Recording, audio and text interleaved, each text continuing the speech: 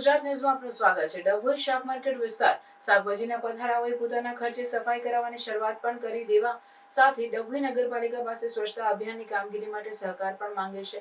ડભોઈ ગામ તળાવ કિનારો ગંદકીથી ખદબદતા શાક માર્કેટ એસોસિએશનને નોટિસ।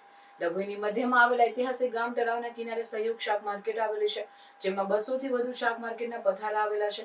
ત્યારે ગામ તળાવના કિનારે બજારની દુકાનો અને શાક માર્કેટના વેપારીઓ સહિતના લોકો કચરો નાખતા હોવાથી ગામ તળાવનો કિનારો ગંદકીથી ખદબદતા ડભોઈ નગરપાલિકાએ સ્વચ્છતાને લઈ નોટિસ ફટકારતા સફાઈ અભિયાન શરૂ કરાયું હતું। ડભોઈની મધ્યમાં આવેલ ગામ તળાવના કિનારે સહયોગ શાક માર્કેટ આવેલી છે, જેમાં 200 થી વધુ પથારા અને પતરાના શેડ નીચે શાક માર્કેટના વેપારીઓ વેપાર કરી રહ્યા છે, જેમાં શાકભાજીના વેસ્ટેજ, હોબીઝ અને ડુંગળીના છોડા, સડેલા શાકભાજીના કમ્પ, પ્લાસ્ટિકના જબલા અને કાગળો તેમજ કંતારની બોરીઓ સહિતના કચરાના ઢગલાઓથી તળાવ કિનારા અને માર્કેટ ગંદકીથી ખદબદી રહ્યું છે। એટલું જ નહીં, ટાવર અને શાક માર્કેટ બજારના વેપારીઓ તેમજ ખાણીપીણીની લારીઓ સહિતના તમામ તળાવ કિનારે જ કચરો નાખી ગંદકીમાં વઘારો કરી રહ્યા છે, જેથી નગર પાલિકાએ સ્વચ્છતાની જાળવણી બાબતે શાક માર્કેટ એસોસિએશનને નોટિસ ફટકારી હતી, જેના જવાબમાં શાક માર્કેટ એસોસિએશનના મંત્રીએ 2 દિવસમાં સફાઈ કરાવી નાખવાની લેખિત બાંહેધરી પણ આપેલ છે।